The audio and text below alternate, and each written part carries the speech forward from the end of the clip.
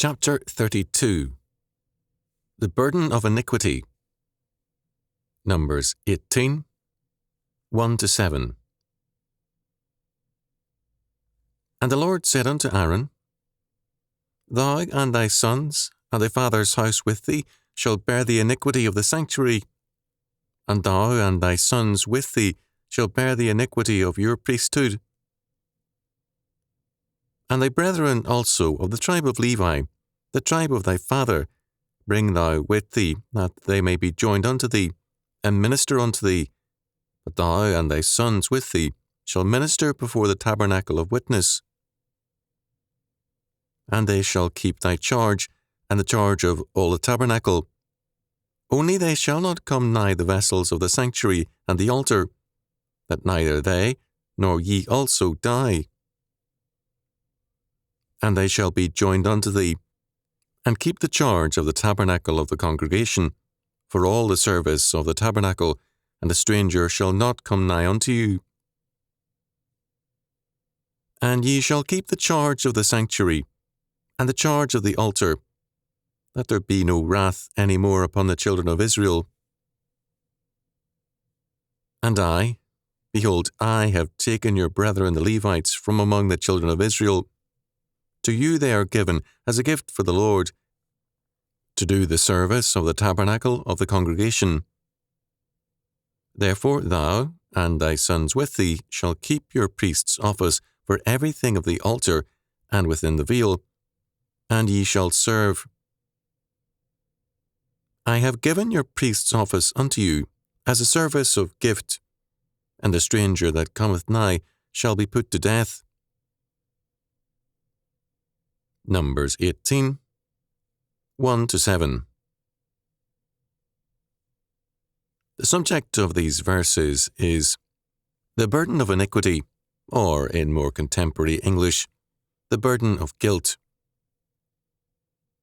Once again, the book of Numbers gives us something which exposes the gap between modern thinking and God's law. Modern thinking in this area is simply ancient paganism. First of all, in relation to what had just taken place, the arrogant attempt of some Levites and some clan princes to seize power from Moses and Aaron. God in verse 7 declares that anyone hereafter who attempts to seize priestly powers not belonging to him must be put to death. This applies to transgressing Levites as well as others unqualified to be priests. No false modesty on the part of any priests at any time could be allowed to permit a transgression of the exclusive privileges of the priests. Second, the priestly office meant no merit on the part of Aaron and his descendants. It was, as God says, a service of gift, verse 7, a calling established by God's grace. The fact that it was all of grace made faithfulness all the more urgent. The status was of God's creation, not theirs by any inherent power. Any priest who permitted unauthorized persons to perform priestly duties was also to die. This was one aspect of the burden of iniquity, or guilt. God's electing choice, not man's will, had to be the determining factor.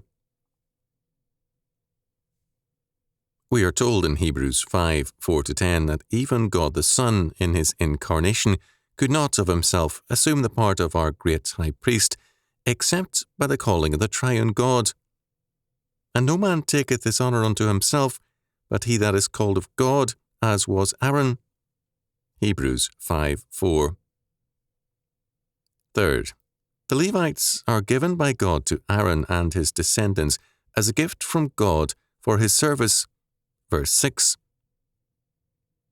They are to serve God under the governance of the priests, so that their relationship to God is one of subjection to the priestly line.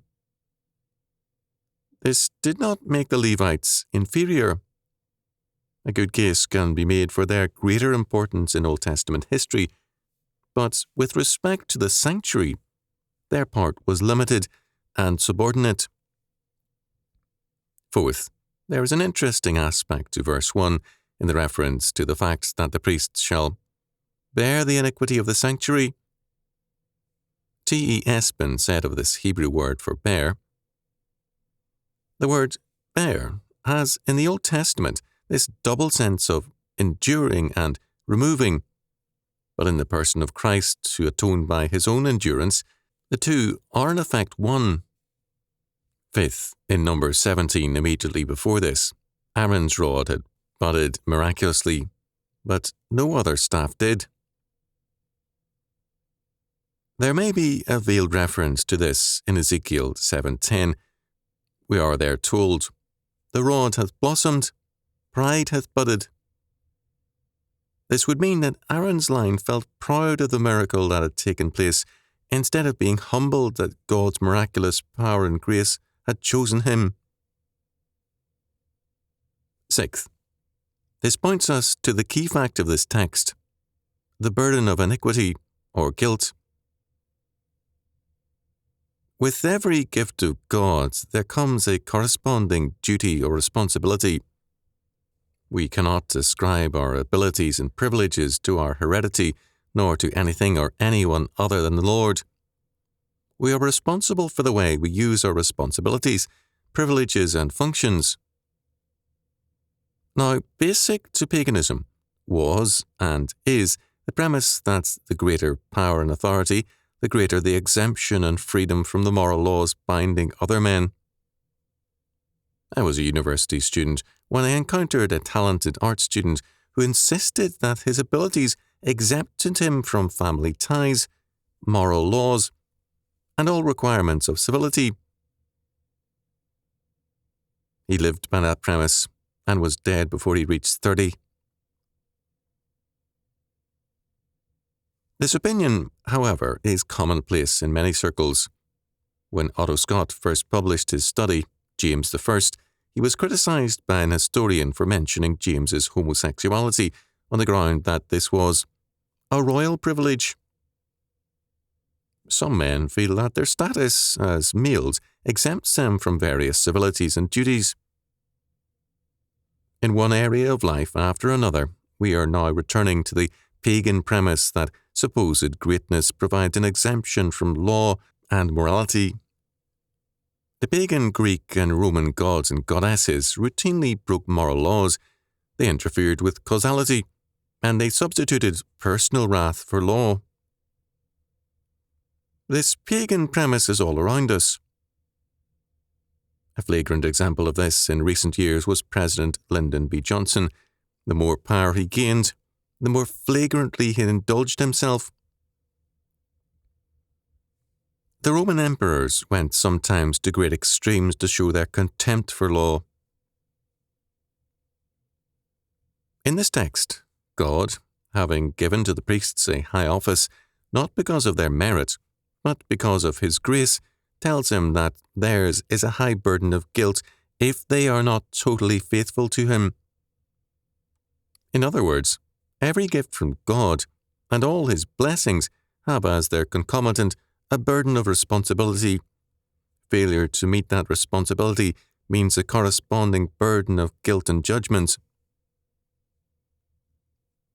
This applies to all men and also to all nations. This is a fundamental premise of Scripture, and in the sacrifices of Leviticus 4, the sins of the high priest are more grievous than those of a prince. Our Lord tells us in Luke 12:48, "For unto whomsoever much is given, of him shall be much required, and to whom men have committed much, of him they will ask the more." This is also basic to the parable of the talents in Matthew 25:14-30. Our Lord tells us there that this is basic to the kingdom of heaven.